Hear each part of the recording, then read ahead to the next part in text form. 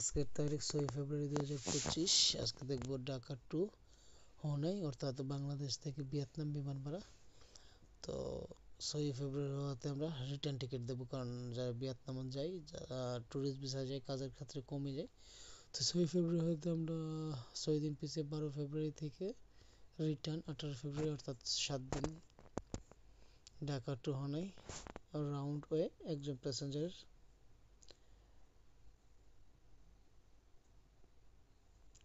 যদি দেখি ঢাকা টু হনাই বেশ কিছু ফ্লাইট দেখা যাচ্ছে। এর মধ্যে বিমান বাংলাদেশ, এটা আপনার ঢাকা থেকে ব্যাংকক, ব্যাংকক গিয়ে আপনাকে আরেকটা ফ্লাইট দিয়ে দেবে, যেটা ব্যাংকক এয়ারলাইন্স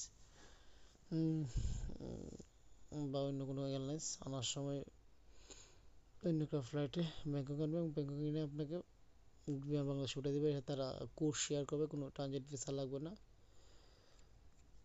আমরা যদি ডেট চেঞ্জ করি বা থাই এয়ারওয়েজ 27,350, সব বেশ কিছু ফ্লাইট যদি ফার্স্ট ইয়ার দেখি, তাহলে বিমান বাংলাদেশ 80,600, সিঙ্গাপুর এয়ারলাইন্স 1,93,426 টাকা। আমরা ডেট একটু চেঞ্জ করলে হয়তো ইন্ডিগো এয়ারলাইন্সটা পেতে পারি,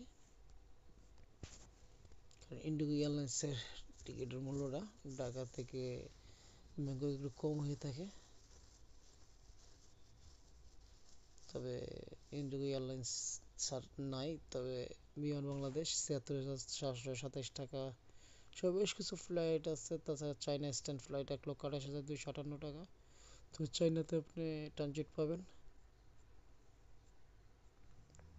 বেশ কিছু ফ্লাইট আছে।